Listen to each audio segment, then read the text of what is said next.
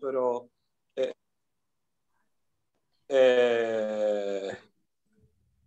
¿hay suficiente público para empezar o querés que esperemos? Hay suficiente público, hay en este momento y están entrando, hay 33 personas conectadas, está entrando la 34.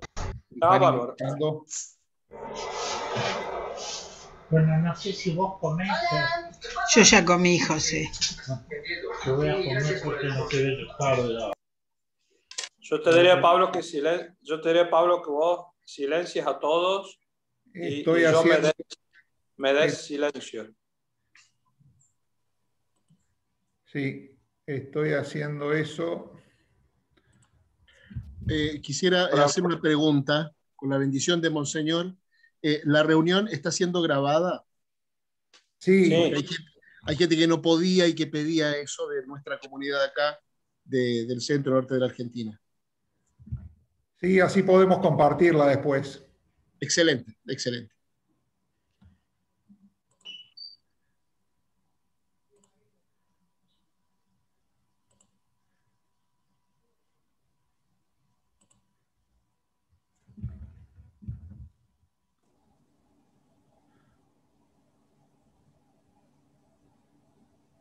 Cuando quiera, Monseñor, adelante. Bueno, y yo voy admitiendo a la gente que van ingresando. Bárbaro, perfecto. Muchas gracias. Gracias a todos los presentes por estar en esta reunión, que es la primera que da el puntapié para poder hacer este proceso, digamos, de preparación, si se quiere, no a nivel práctico, sino a un nivel más bien, podríamos decir, más teórico, si se quiere. Cuando lamentablemente tomamos la decisión con la comisión directiva de suspender por razones más que obvias el tema del Congreso, la idea era no perder la continuidad, sobre todo en este año, en el cual era previsible que nos iba a esperar un invierno bastante complicado con el tema de la pandemia.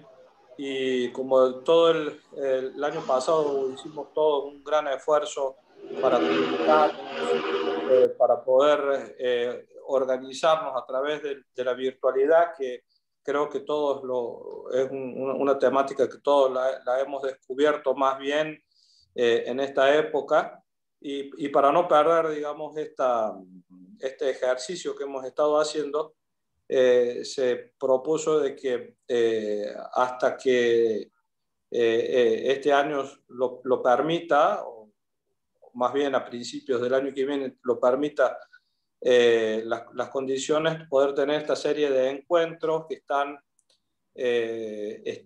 basados los encuentros y las charlas en los ejes temáticos que la Comisión Grande aprobó en su momento para tener, digamos, los seminarios, ¿no? Que se iban a dictar paralelamente en el ámbito del clérigo laico, digamos, en esa segunda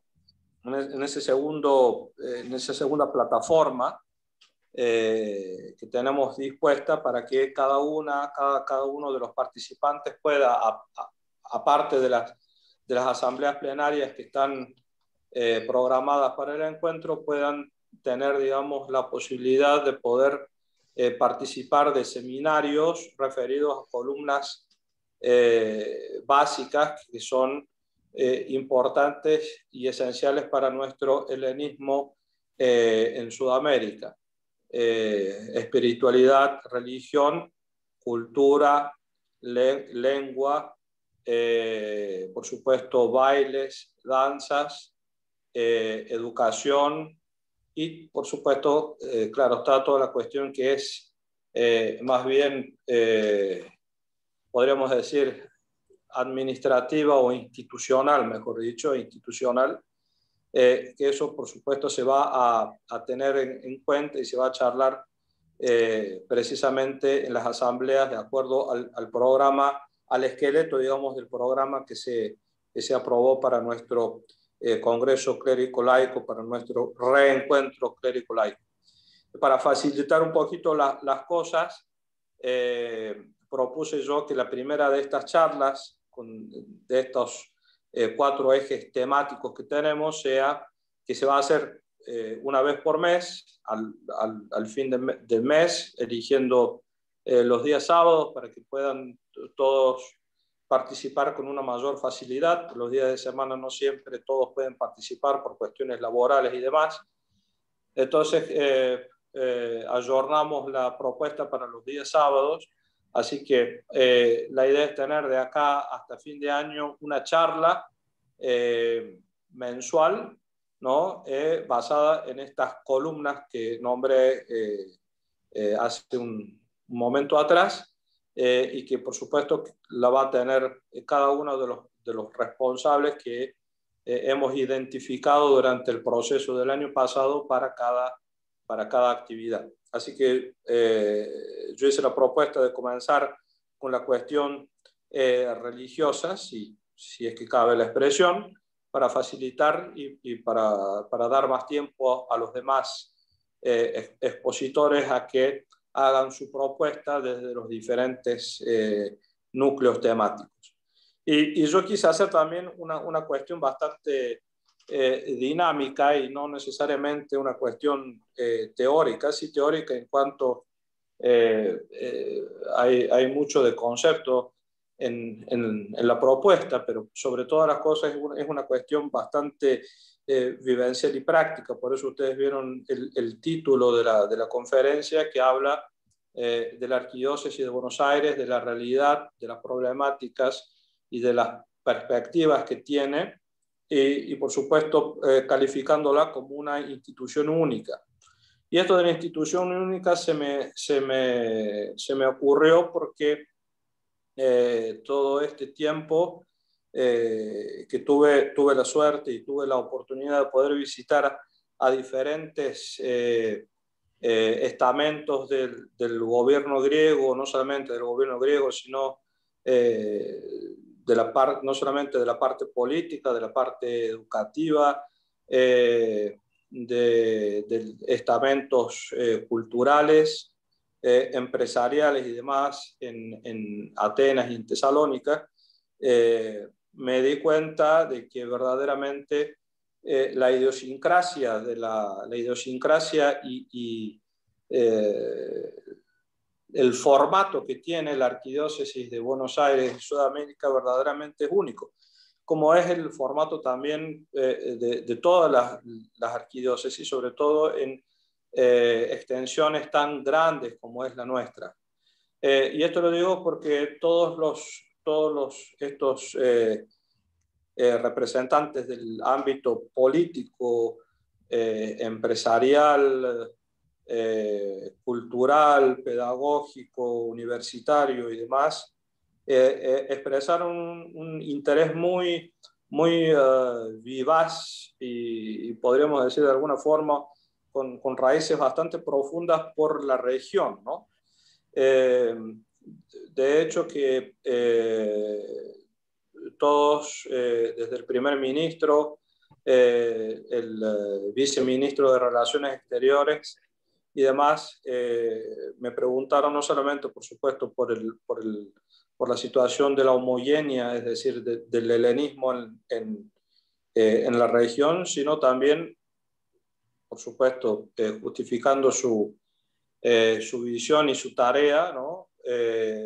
Preguntando sobre la situación, por supuesto, actual sanitaria, pero no solamente sanitaria, sino la situación económica, político, sociopolítica y demás de los países de Sudamérica, por los cuales el actual gobierno griego, la actual administración está muy interesada, y sobre todo porque están conscientes de que es una reunión que es una conexión que se perdió a partir de la crisis griega, ¿no? Entonces, esta nueva administración tiene la mejor voluntad para poder reencauzar, digamos, estas relaciones con los países de Sudamérica y por supuesto a través de esta reconexión creo que ha sido bastante claro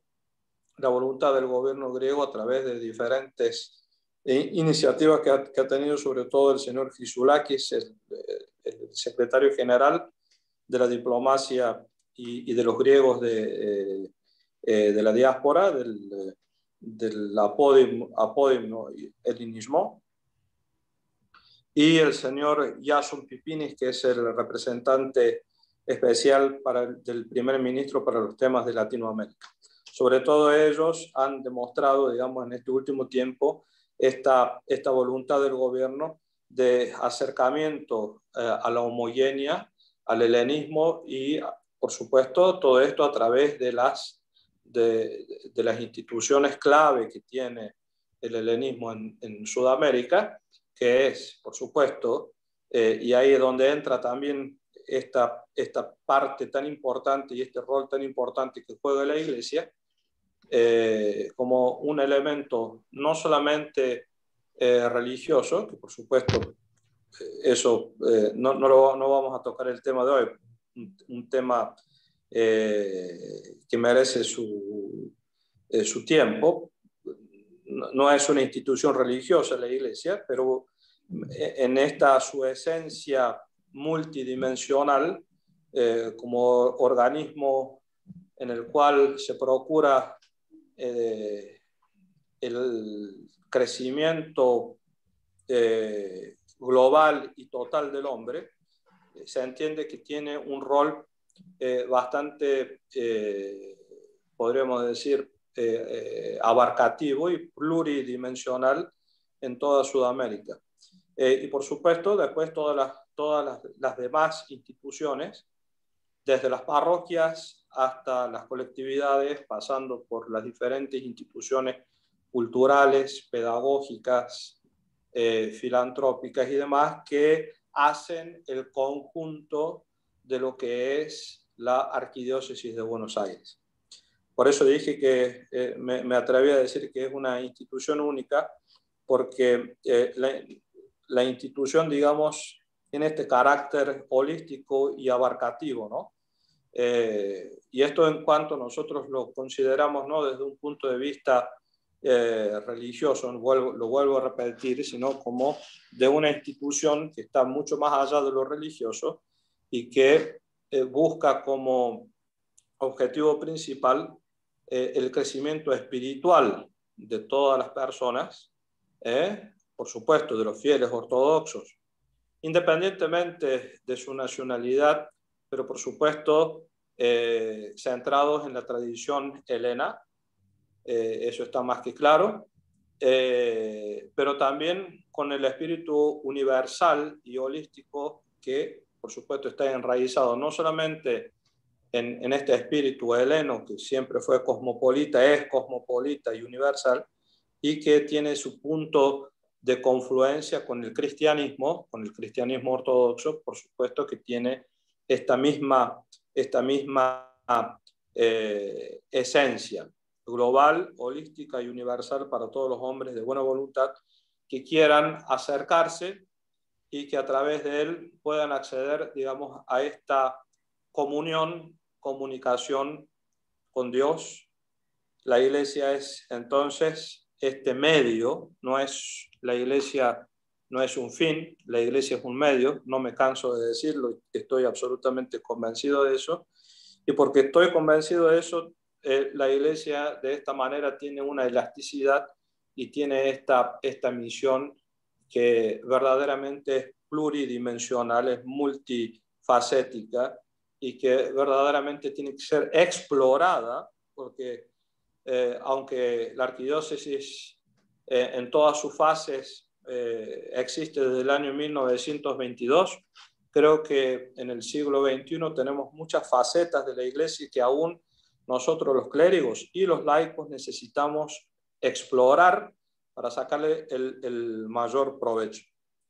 Haciendo entonces esta pequeña introducción sobre el título de mi charla, quería darles así a manera informativa una breve síntesis histórica de lo que es la Arquidiócesis de Buenos Aires en Sudamérica. La arquidiócesis en realidad empieza a existir en el año 1922 como institución eclesiástica y fue creada en el año 1922 por el patriarca, en aquella época, por el patriarca Meletios Metaxakis, uno de los patriarcas muy famosos, y que ya en aquella época, incluso antes, por supuesto, de esa fecha, había visitado América, América del Norte, Estados Unidos. En algún momento las parroquias que por supuesto preexistieron en América del Norte por una cuestión de práctica y por supuesto porque en aquella época el patriarcado ecuménico estaba en una situación de minusvalía, podríamos así llamar, para poder administrar estas parroquias en la diáspora.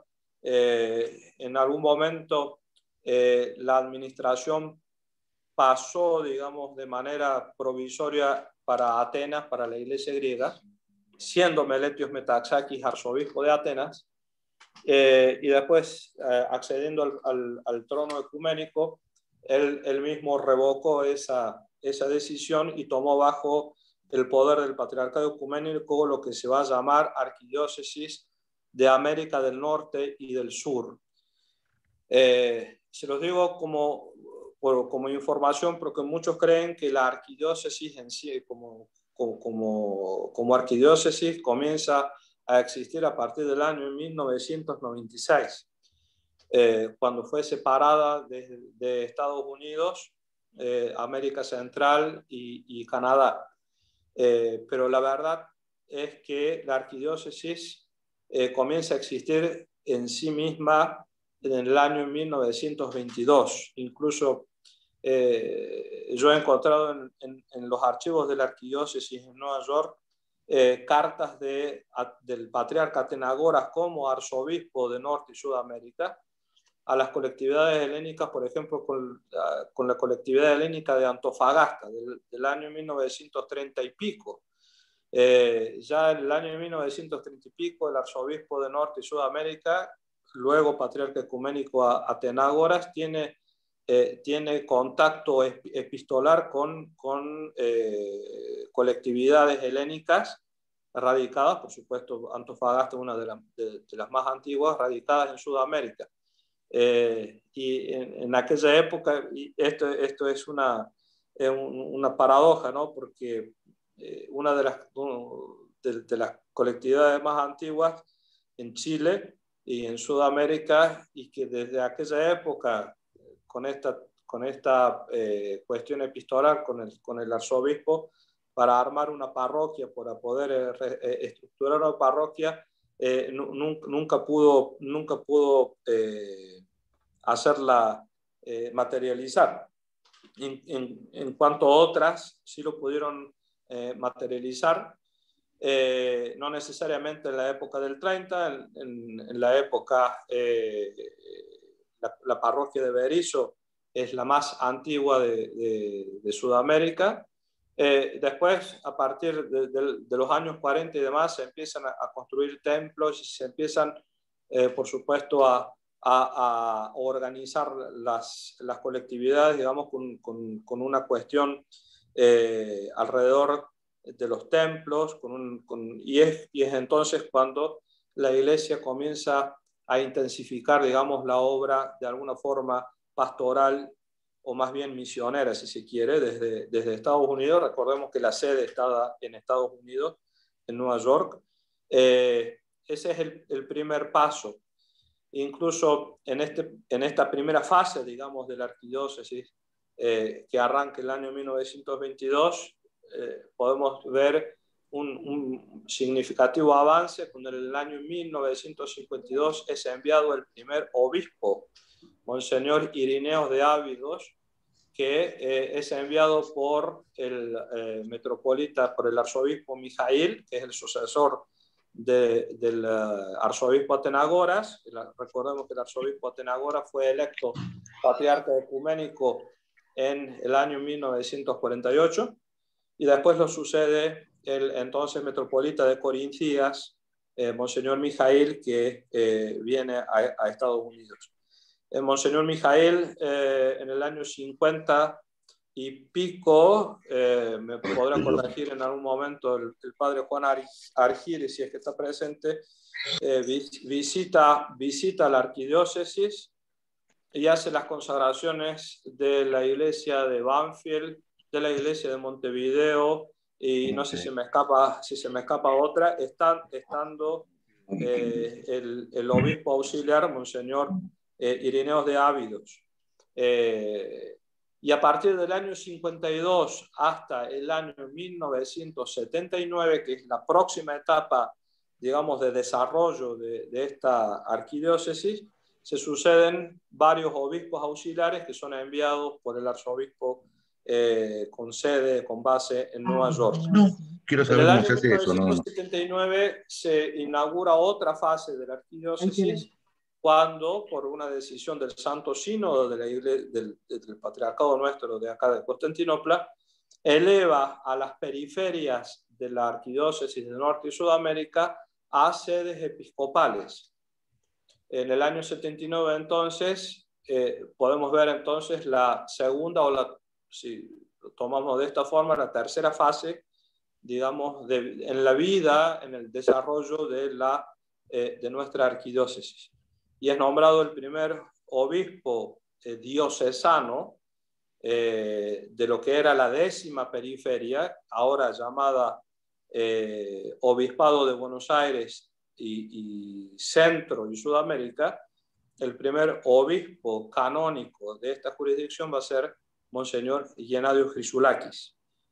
Desde el año 79, entonces, hasta el año 1996, existe entonces este obispado, el obispado de Buenos Aires, Centro y Sudamérica, que sí va a seguir dependiendo del arzobispado de Norte y Sudamérica, con sede, el arzobispo con sede en Nueva York.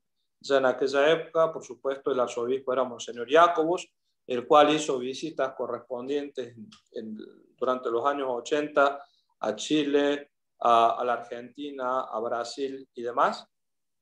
Pero, por supuesto, quien estaba abocado directamente a la administración de la diócesis era Monseñor Genadio. Y en el año 1996, el Patriarcado Ecuménico toma la decisión de escindir a la arquidiócesis de Norte y Sudamérica en 4 metrópolis soberanas, es decir, la metrópolis de Canadá, con sede en Toronto, el arzobispado de Estados Unidos, con sede en Nueva York, la metrópolis de México, en aquella época llamada de Panamá, luego se llamó de México, con sede en Panamá y en México respectivamente, y la metrópolis o la Sacra Arquidiócesis, como la llamamos nosotros, la Sacra Arquidiócesis de Buenos Aires y de Sudamérica, con sede en Buenos Aires. Primer metropolitano también coincide Monseñor Genadio Chrysoulakis, el cual es elevado de obispo a arzobispo metropolitano en el año 1996. Y por supuesto, luego de su renuncia en el año 2001, toma el mando de la arquidiócesis Monseñor Taracios, y hasta, bueno, la historia reciente ya la conocen.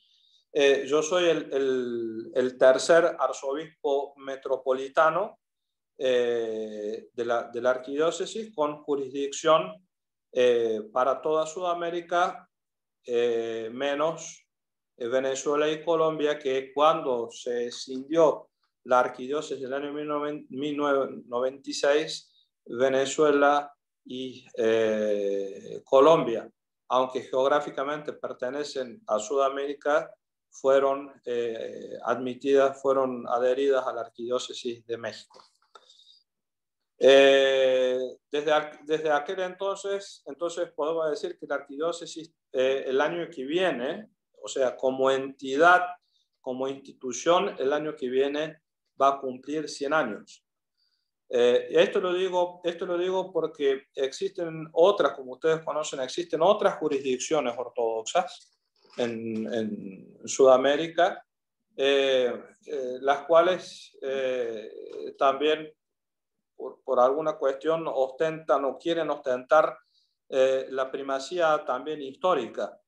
Pero, por supuesto, nosotros tenemos que ser fieles a los datos y tenemos que decir que fuera, digamos, al menos en la Argentina y en toda Sudamérica, nuestra institución es la más antigua porque data del año 1922. Consecuentemente, es una institución que tiene 99 años. El año que viene cumple los 100 años. Y de esta forma podemos también decir que es una de las instituciones en la diáspora, una de las instituciones más antiguas del Patriarcado Ecuménico, conjuntamente con la Arquidiócesis de Ciátira y de Gran Bretaña, que era la arquidiócesis que tenía bajo la cura pastoral toda Europa en aquella época. Entonces, nuestra arquidiócesis data del año 1922 y de esta forma vemos que tiene varias fases, como las que yo se las he descrito hace un rato, pero todas esas fases hacen, digamos, al desarrollo de una institución y por supuesto todo este desarrollo está previsto dentro de los cánones de la Iglesia y está previsto dentro de un organismo vivo que tiene sus vaivenes, que se desarrolla, que tiene necesidades pastorales, administrativas, institucionales, y entonces se va conformando, se va desarrollando poco a poco y a través del tiempo y va tomando diferentes formas.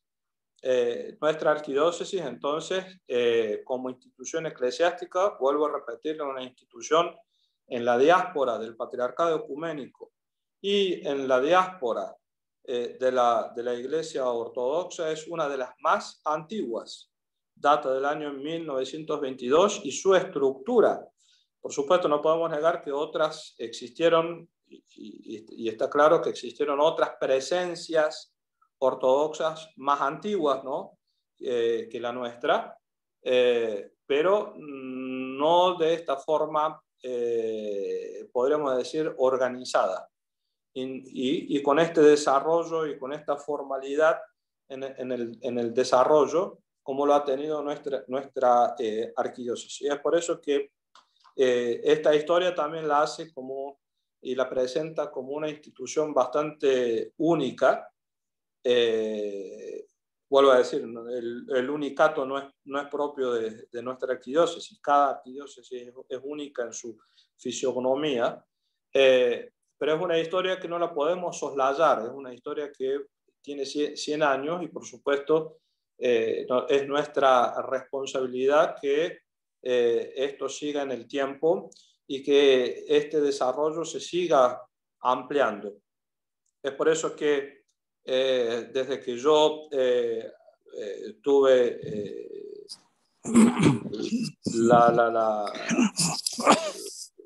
gracia de Dios de estar en esta posición de arzobispo por mandato del Patriarcado Ecuménico, empezamos un proceso nuevo dentro de todo este desarrollo. Y este proceso es un proceso que, por supuesto, va a durar tiempo, va a durar años, ¿no? Porque es un proceso que comienza con una reconfiguración y una reestructuración de muchos aspectos de la vida de la arquidiócesis. Uno de los tantos aspectos de reorganización y de reestructuración es la parte administrativa. Es decir, ya sea desde la sede en Buenos Aires hasta con sus distintos departamentos, con sus distintas actividades, hasta, por supuesto, la organización más amplia, ¿no? Como ustedes saben, es un territorio bastante amplio y que necesita por supuesto, una política de descentralización importante para que la tarea pastoral se pueda cumplir de manera más efectiva. Y por otra parte, y ahora voy a volver, por supuesto, a esta temática, no solamente esta reestructuración y este proceso de reacomodamiento, de reestructuración, de reorganización de los criterios pastorales y demás, está basado también en una certera visión de que nuestra arquidiócesis es y tiene el carácter eminentemente misionera. O sea, para nosotros, y esto por supuesto nuestros sacerdotes están bastante inmiscuidos en la temática. Para nosotros la arquidiócesis de Buenos Aires y Sudamérica es tierra de misión. Por la idiosincrasia, no solamente por la idiosincrasia de los pueblos en los cuales vivimos, sino también por la idiosincrasia y toda la historia y el momento histórico en el cual nos toca a nosotros actuar, ¿no? En algún momento, cuando se hizo en el año 2011 el programa ortodoxo misionero para toda la arquidiócesis, se trató el tema de la misión para adentro y para afuera. Existe dentro de la iglesia, y sobre todo de la iglesia, de la estructura eclesial occidental, el concepto de misión que muchas veces se puede confundir o tergiversar con la propaganda de la fe, o con un proceso proselitista en el cual los sacerdotes y los clérigos van a difundir la fe con un tipo de estrategia. Para nada nuestra iglesia acepta esta estrategia. Para nosotros el proselitismo es una estrategia religiosa, no es una estrategia propia del cristianismo, por lo cual la misión la vemos desde otro punto de vista, y la misión significa la apertura total de la iglesia y de los tesoros de la iglesia y de la tradición y de todas las prácticas para todos los hombres de buena voluntad que existen en nuestro territorio, más allá no solamente de una condición étnica, sino por supuesto, y cabe aclararlo, sino fuera de cualquier tipo de distinción social, económica, de género, etcétera, etcétera. Misión significa apertura. Entonces, bajo este criterio es que, por ejemplo, una de las primeras acciones que se tuvo es reconfigurar la superficie pastoral misionera de la arquidiócesis. Es decir, en este plan de descentralización, aunque ustedes actualmente no lo puedan ver de una manera, podríamos decir, muy palpable por una cuestión obvia de la pandemia, se procedió a dividir a la superficie de la arquidiócesis en regiones y en subregiones para que de esta manera los sacerdotes puedan trabajar de una manera más organizada y, por supuesto, no sufrir del mal que se sufrió durante mucho tiempo, que es la centralización de toda la pastoral y de toda la administración en la sede metropolitana de Buenos Aires. Entonces, por eso que se dividió la región en periferias, y se puso en cada periferia a un responsable que dentro de nuestra lengua eclesiástica se le llama vicario arquidiocesano. El vicario arquidiocesano es el responsable en el nombre del arzobispo de poder coordinar todas las materias referidas a la pastoral y a la misión en la zona y en los límites de la región de la cual se le da la responsabilidad al clérigo. Entonces, se creó el Vicariato de Uruguay, con el vicario arzobispal, el padre Demetrios Migdalis. Se creó el Vicariato de Chile, se recreó, digamos, el Vicariato de Chile de alguna forma ya existía. Recordemos que en Chile la arquidiócesis está reconocida como persona jurídica de derecho público, dado a la flexibilidad y a la legislación chilena, que es muy buena en ese ámbito. Responsable y vicario de esta región, y no solamente de Chile, sino de toda la parte del Pacífico. Chile, Perú y Ecuador es el padre Ignacio Cavire Cerda, con base en Santiago de Chile. Se creó la periferia de Brasil, con sede en San Pablo, cuya cabeza es el padre Costópulos, el padre Georgios Costópulos. Se creó también, en alguna época existió, después se hizo como ámbito misionero, se recreó como periferia y se enriqueció como periferia el centro y norte de la Argentina, agregándole el país de Bolivia, luego de que muy agradablemente descubriésemos que hay una comunidad helénica en La Paz y en Santa Cruz de la Sierra, cuya cabeza es el padre Gabriel Díaz, con sede en Córdoba. Y también tenemos otra periferia en la Argentina, que es la parte litoral de la Argentina, que abarca desde Rosario hasta Comodoro Rivadavia, que está bajo la responsabilidad del padre Juan Argiris. Estos vicarios a nombre del arzobispo, tienen la responsabilidad de poder ejercer y de coordinar sobre todo las tareas pastorales y misioneras en este ámbito, en los ámbitos regionales en los cuales me he referido, ¿no? En los límites, y de esta forma coordinar, cada uno coordinando las actividades con los demás sacerdotes que existen eventualmente en la periferia. De esta forma facilitan la descentralización y se facilita la obra del arzobispo, que por supuesto el arzobispo no puede estar presente en todos los lugares al mismo tiempo. Evidentemente es una cuestión de tiempo y económica que es insoslayable.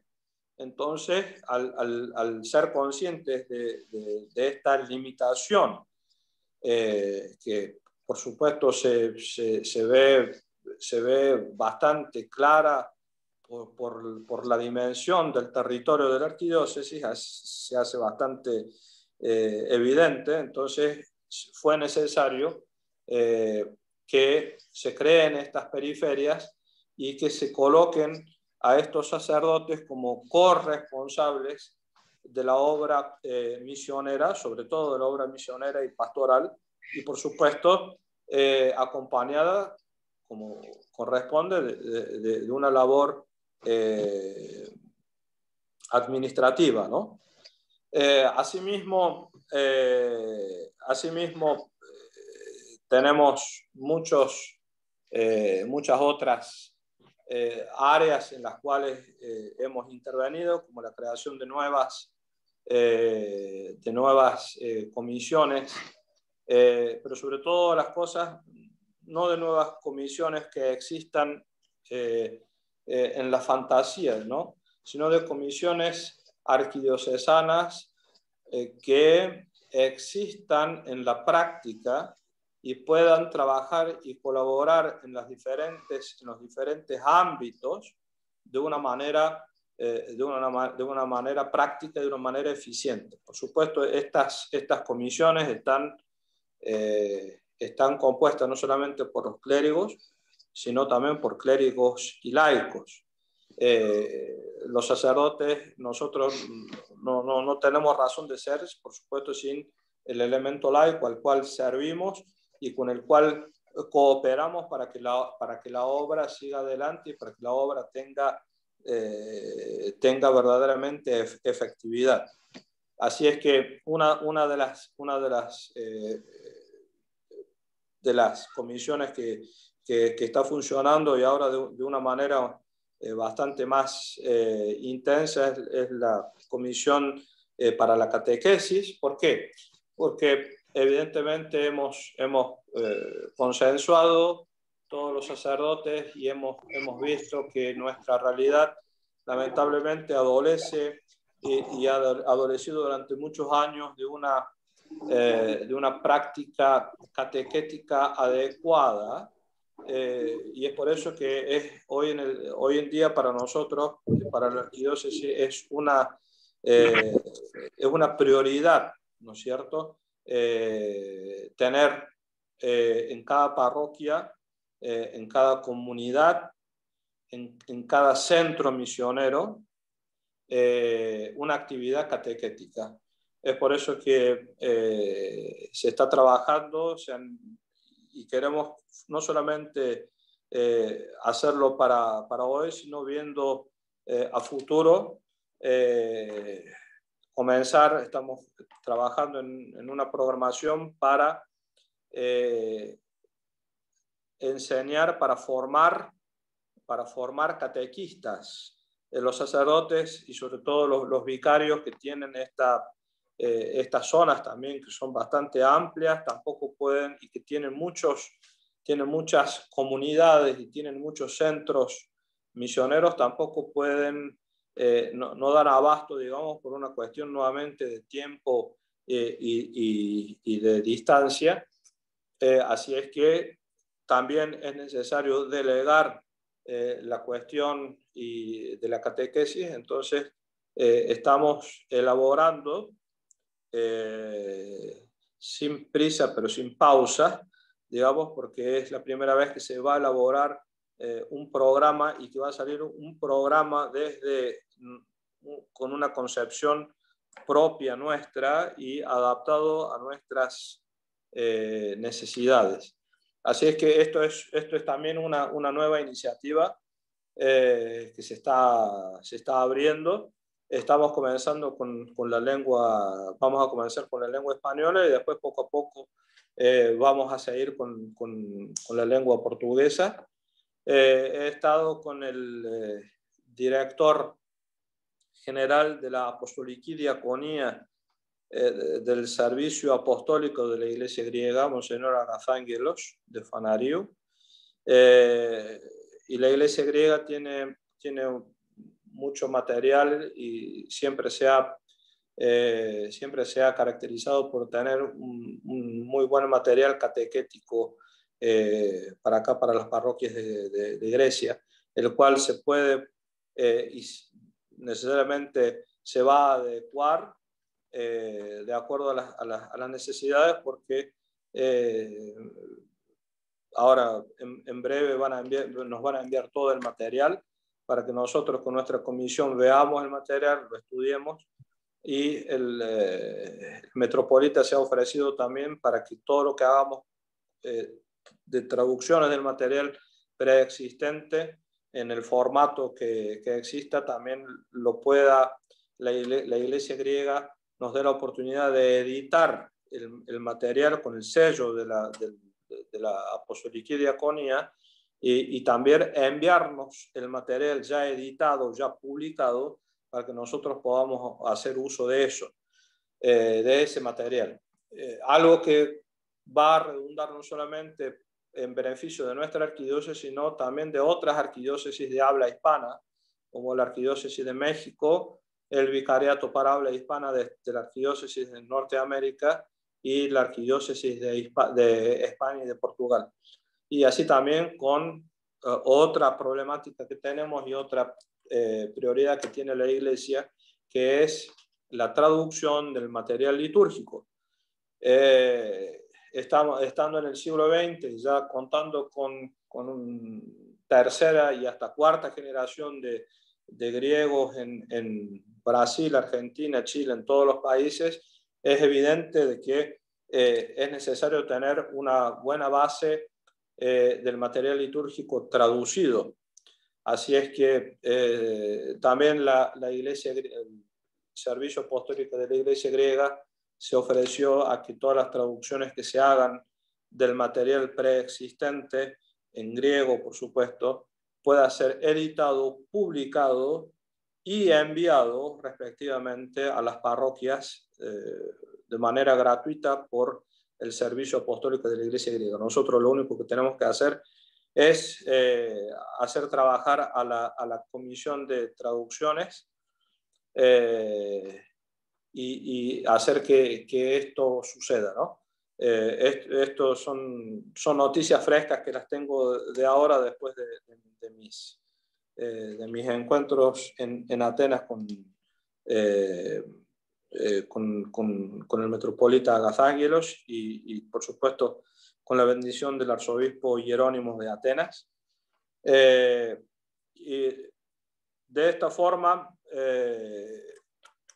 se va desarrollando la obra de la Iglesia, y mientras se va desarrollando se van observando más minuciosamente las problemáticas. Por supuesto, la problemática número uno, la problemática de la catequesis, la problemática de la información, ¿no? Cómo nosotros tenemos que utilizar nuestros medios y por supuesto contar con el material necesario para poder transmitir a nuestros más jóvenes el mensaje del Evangelio de Cristo y ser de esta forma el canal para que se pueda transmitir nuestra fe, y no solamente a nuestros más jóvenes, sino a todas las edades. Vuelvo a repetir, si hay algo que caracteriza a la Iglesia y a la institución eclesiástica es lo global, lo universal y lo holístico. Entonces, la intención es que nadie quede afuera y que a través de, por ejemplo, de este curso de formación para los catequistas, también los catequistas se ven enriquecidos y una parte digamos, de nuestra población más grande tiene acceso a esta información. Quizás algunos puedan ser o no catequistas en el día de mañana, pero pueden tener acceso a una información que antes no la tenían. Entonces, eso implica, como dije, el proceso del material, el proceso de material preexistente, la eventual traducción, evidentemente la adecuación del material para nuestra gente, para nuestras comunidades, la transmisión de este material a los interesados y después, por supuesto, el proceso de aprendizaje, de evaluación y demás para que esto pueda, el día de mañana pueda tener fruto y pueda arrancar. Hemos, por supuesto, también durante el año pasado y este año, y lo inauguré en el momento mismo de mi intronización, las reuniones con el clero, que por supuesto las hemos hecho en tiempo de pandemia desde la virtualidad, con diferentes temas pastorales y espirituales y teológicos de reflexión, y ha sido caracterizado por todos como un elemento esencial, el cual es absolutamente necesario para poder acrecentar la colaboración entre el clero, para poder compartir las necesidades, para poder compartir las experiencias, para enriquecer cada uno la experiencia de cada sacerdote en su región, en su parroquia, desde su vicariato, desde su misión y demás. Así que de esta forma también hemos inaugurado este proceso, podríamos decir, de reencuentro, si se quiere, también entre los sacerdotes, de una manera más sistemática, y por supuesto va a seguir siéndolo así. Vamos a seguir con esto, porque también se ha considerado y se ha evidenciado como una prioridad dentro, digamos, puertas para adentro, digamos, de la institución y de la vida, no solamente de la vida pastoral y misionera, sino por sobre todas las cosas referente y con un gran beneficio a la vida espiritual y sacerdotal de los clérigos en su misión, cualquiera que sea esta. De esta forma, yo creo que voy a ir cerrando porque me gustaría hablar y tener un feedback con todos los que están presentes.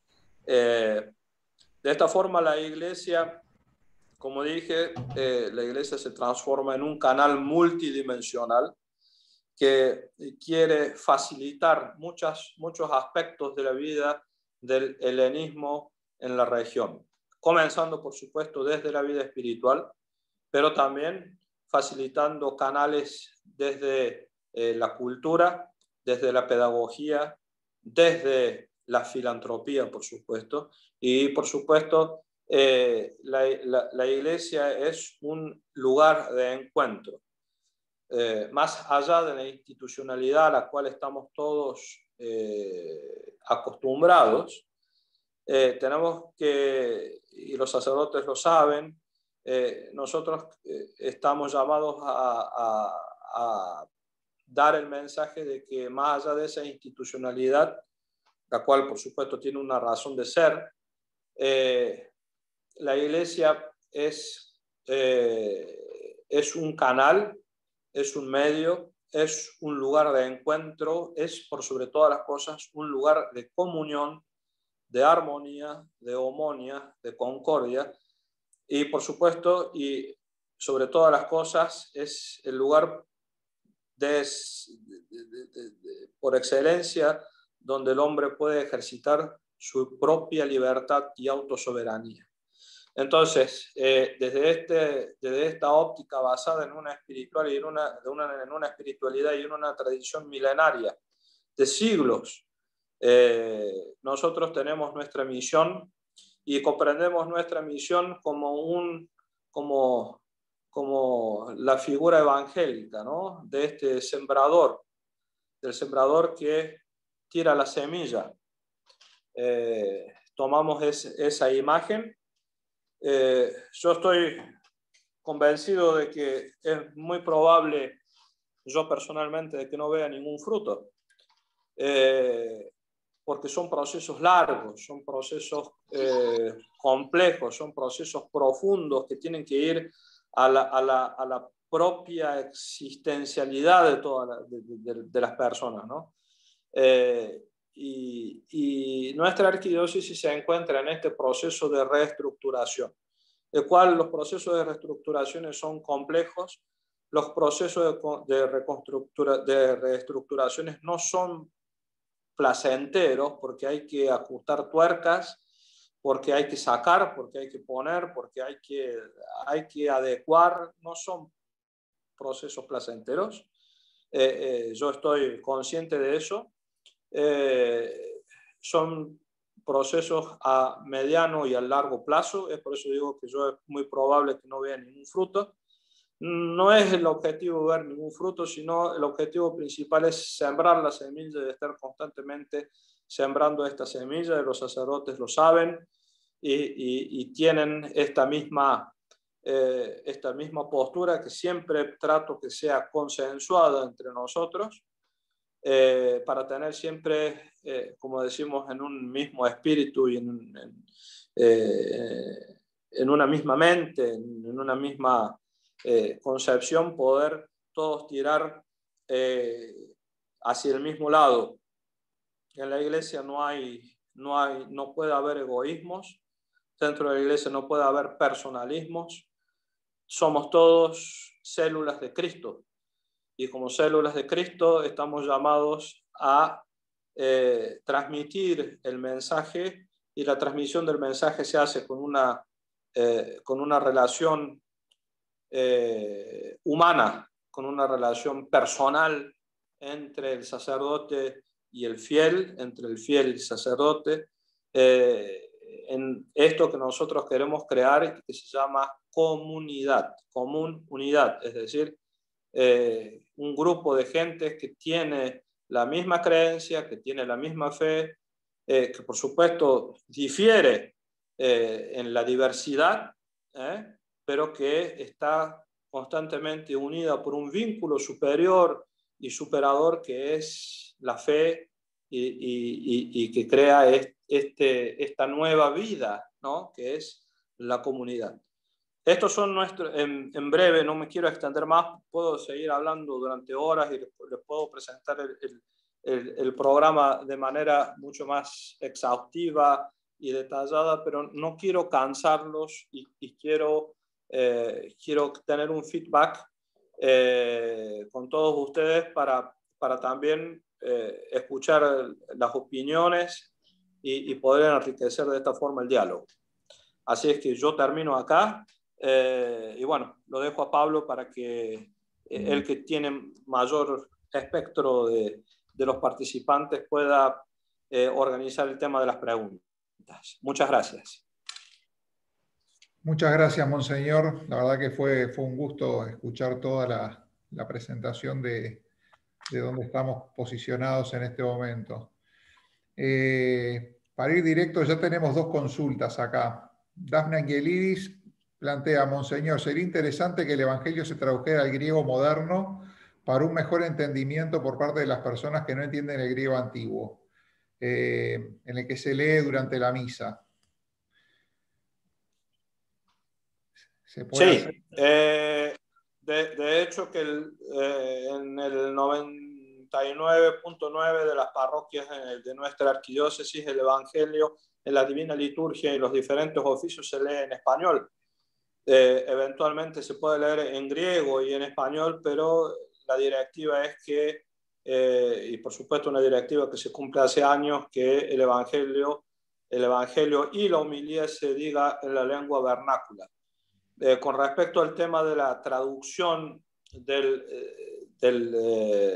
evangeliario, es también, por supuesto, una de los tantos desafíos que tiene la Iglesia, como tiene el desafío de traducir un libro que es esencial para los sacerdotes, que se llama Hieraticón, que es el libro donde están todas las liturgias y todos los servicios que se utilizan a menudo, y otro libro que está también en proceso de traducción que se llama Evangelion, que es el sacramentario, un libro también esencial para todos los sacerdotes, donde figuran todos los sacramentos de la Iglesia y todas las oraciones que se hacen y que utilizan los sacerdotes a menudo. Y por supuesto, un tercer paso que todavía debo confesar que todavía no hemos comenzado, aunque tenemos material, es la traducción de los oficios de la Semana Santa. Eso, por supuesto, en tiempo y forma se irá viendo y lo trataremos cuando nos saquemos, se me permite la informalidad de la expresión, cuando nos saquemos de encima estos dos primeros libros que son importantísimos sobre todo para el clero, ¿no? Que es el Hieraticón y el Evangelion, que están en proceso de traducción.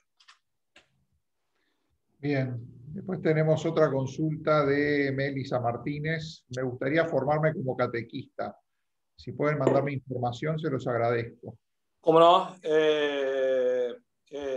Nosotros estamos en el proceso, es elaborado el padre Gabriel Díaz, que es el responsable de la cuestión de este programa catequético. Ha elaborado una programación, una programática detallada, la cual la estoy...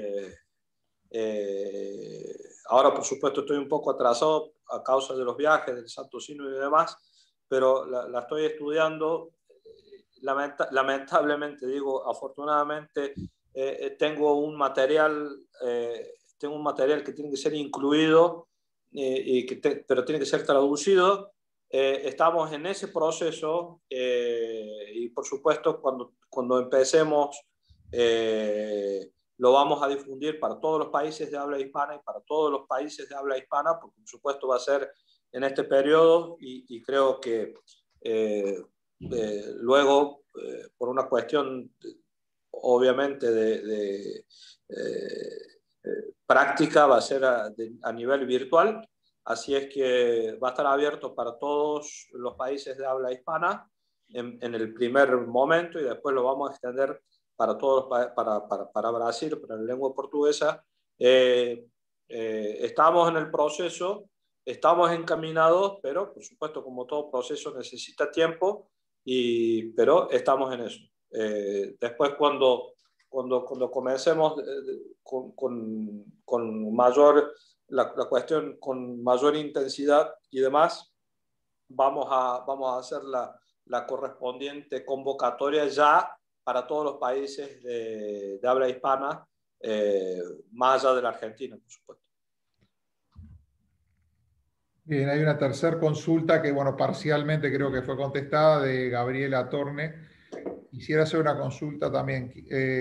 Quisiera saber si, no siendo parte de la colectividad, podría formarme con ustedes como catequista también. Tengo formación de 2 años, pero católica, no ortodoxa. Vuelvo a repetir, los cursos van a estar abiertos para todos. Después se evaluará quién está dispuesto y quién tiene las condiciones para poder colaborar con cada sacerdote en cada país en el tema de la organización de la catequesis en las regiones y en cada parroquia. Bien, después Alejandro Chiavasa plantea, dentro del proceso, ¿se puede incluir al Centro de Estudios Neohelénicos y Bizantinos de Chile como socio estratégico en la formación? Ellos tienen la biblioteca más grande en América y un excelente nivel académico. Bien, eso lo tenemos que charlar con la comisión, con los miembros de la comisión y demás, cómo se puede llegar a coordinar alguna actividad no solamente con esa institución, sino con todas las otras instituciones culturales y demás que existen en Uruguay, en Chile y en la Argentina. Eso le voy a pedir al padre Gabriel que tome nota. Tenemos a Claudio Piatti, que dice, si no malentendí, Monseñor señaló que el proselitismo es ajeno a nuestra iglesia. ¿Cómo llegamos a quienes no conocen la ortodoxia? ¿Cómo el proselitismo, el proselitismo, como dije, es una práctica netamente religiosa y está fuera de nuestra tradición. Nosotros proclamamos lo que para una entidad religiosa es proselitismo o propaganda de la fe, o como quieran llamarlo, también muchas veces mal llamado misión. Para nosotros la palabra original en griego es el kerygma, es la proclamación del evangelio, que no es solamente una proclamación que se hace con estrategias de marketing, sino sobre todas las cosas se hace con el ejemplo de vida de cada uno de los sacerdotes y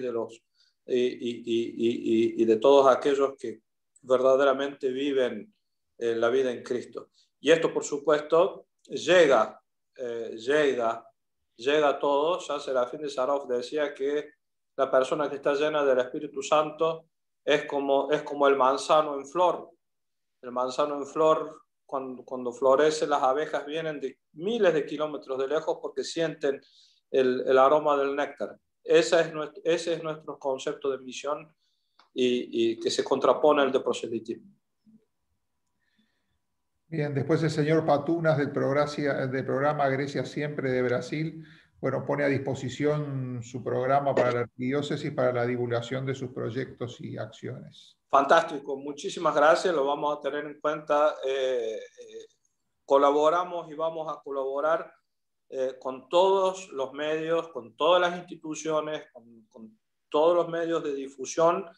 Para nosotros son súper bienvenidos porque así podemos llevar, digamos, este mensaje a todos y en todas las lenguas, en todos los países. Así es que, por supuesto, bienvenida, no solamente bienvenida, sino que otra de nuestras prioridades es establecer lazos y reestablecer, como tuve la oportunidad de restablecer ya en mi primera visita a Uruguay, que fue la única visita que pude hacer desde mi entronización con la Fundación Chacos, y acá en Grecia también directamente con el capitán Chacos. Así es que este restablecimiento de relaciones también es una prioridad para nuestra arquidiócesis, absolutamente con todos los canales, con todos los medios, con todas las instituciones que son parte, nosotros las consideramos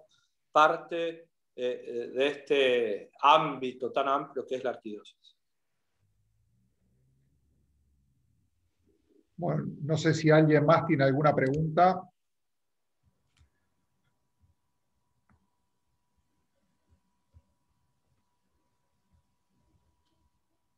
Bueno, por el momento no tenemos más preguntas.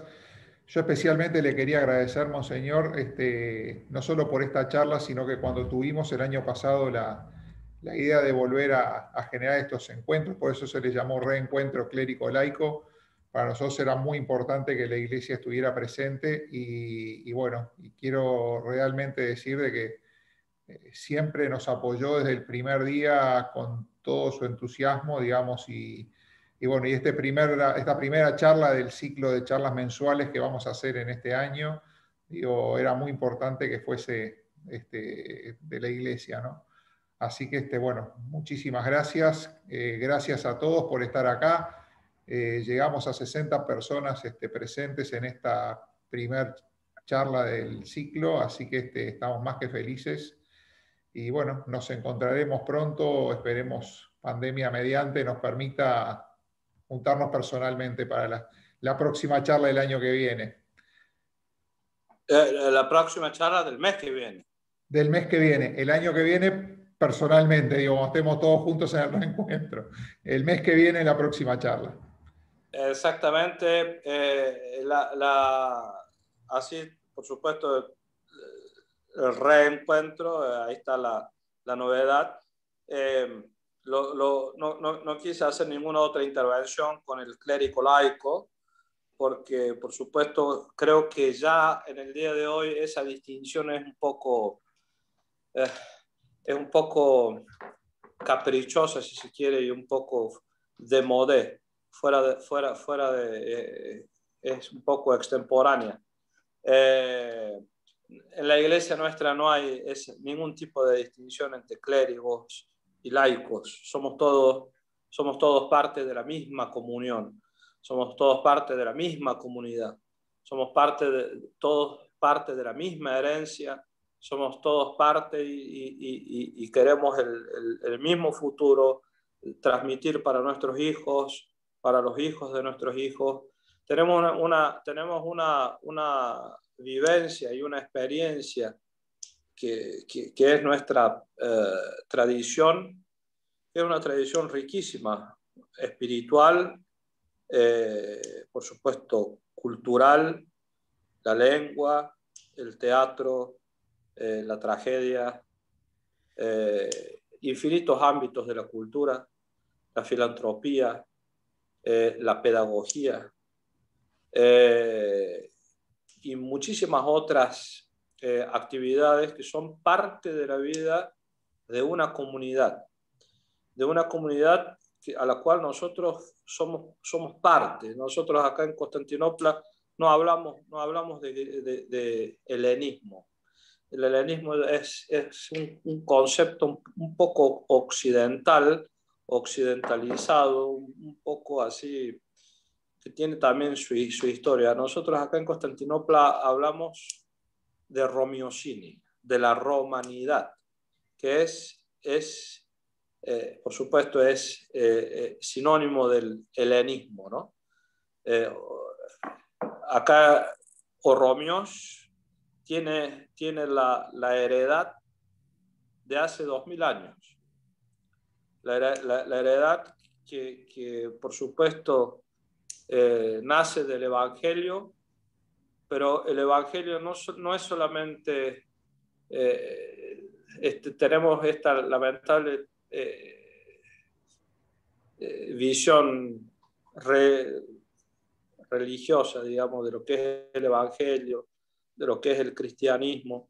El Evangelio es la base, y a partir de esa base, a través de esa base se dan muchas otras instancias, y el Evangelio implica y abarca todas las expresiones de la vida del hombre. Es por eso que nosotros podemos compartir todas esas expresiones de la vida del hombre en este ámbito que es la iglesia. Y como siempre digo, la iglesia en la cual sé que lamentablemente muchas veces se hace, porque la iglesia también es un ámbito humano, y los humanos cometemos errores y tenemos nuestras debilidades y demás, y muchas veces esas debilidades se van anquilosando, pero nosotros tenemos que actualizar constantemente el mensaje del Evangelio. Y el mensaje del Evangelio es fresco, y el mensaje del Evangelio es abarcativo, y el mensaje del Evangelio es global y es universal y es inclusivo. Es por eso que somos parte de esta heredad de hace, no sé, 2000 años, y esa heredad nosotros tenemos la responsabilidad también de no hacerla morir con nosotros. Tenemos la responsabilidad de darla a conocer, tenemos la responsabilidad de multiplicarla, tenemos la responsabilidad, por sobre todas las cosas, de transmitirla pura y de manera legítima.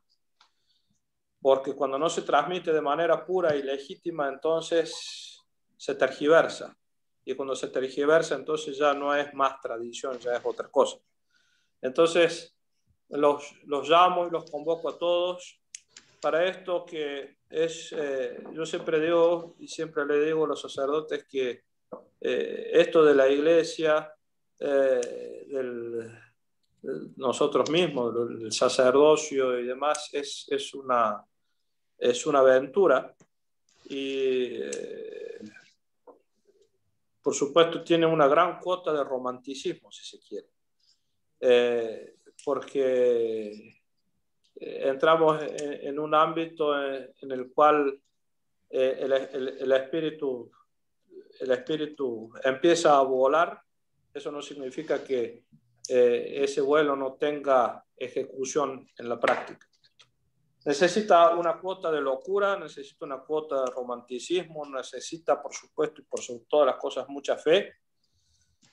Y de esta forma los convoco a todos a unirse a esta aventura que es cada uno desde su ámbito, nosotros desde el nuestro, facilitando. Aquellos que se dedican a la cultura también transmitiendo un tesoro milenario, a los que se dedican de manera loable e imprescindible a la educación, a la pedagogía, rescatando nuestros valores, nuestros axiomas. Nuevamente una misión absolutamente imprescindible que necesitamos tenerla